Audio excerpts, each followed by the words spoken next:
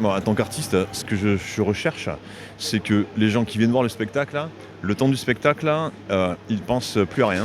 Voilà, ils soient complètement immergés dans une histoire pleine de rêveries, de bonheur, d'innocence et je dirais, de pas de soucis, plus de soucis, et que quelqu'un qui repart du spectacle, il rêve à travers et grâce à ça. Voilà, c'est être utile à travers en faisant du bien aux gens.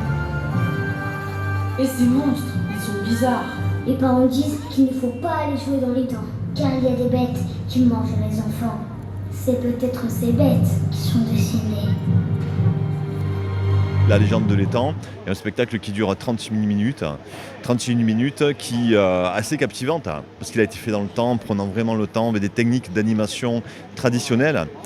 On est très loin de l'IA, c'est du fait main, c'est-à-dire que d'ailleurs ça se voit tout de suite, on a relevé avec beaucoup de précision les personnages, les animaux, et ensuite on les a animés comme Disney, Bambi de Disney, image par image. Voilà, on est sur un conte merveilleux qui est piloté par 3 enfants qui n'ont pas le droit de rentrer dans le château parce qu'il y a des dragons d'eau, mais comme il y en a un qui a une lampe de poche et un couteau, ils disent on ne risque rien, ils rentrent quand même, et à travers leurs aventures on peut découvrir tous ces mystères, tous ces secrets, et surtout le monde merveilleux, le monde de l'enfance. Après, techniquement, c'est vrai qu'il y a des destructions en 3D, il y a des cascades qui tombent sur les différents plans de l'édifice, ce qui est assez impressionnant et qui fonctionne vraiment très bien.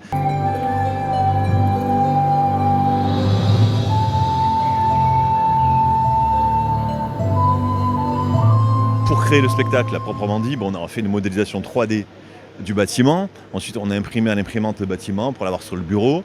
Ensuite, pour l'histoire, je travaillais avec Monique Bourrin, qui habite Capestan, qui est à la Sorbonne également, qui fait autorité en la matière, pour ne pas raconter, je dirais, de choses de façon trop libre qui seraient fausses. Voilà.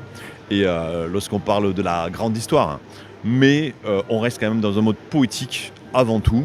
C'est pas encore d'histoire, on veut prendre des gens, leur raconter un conte, raconter une histoire. Le canto, le cante,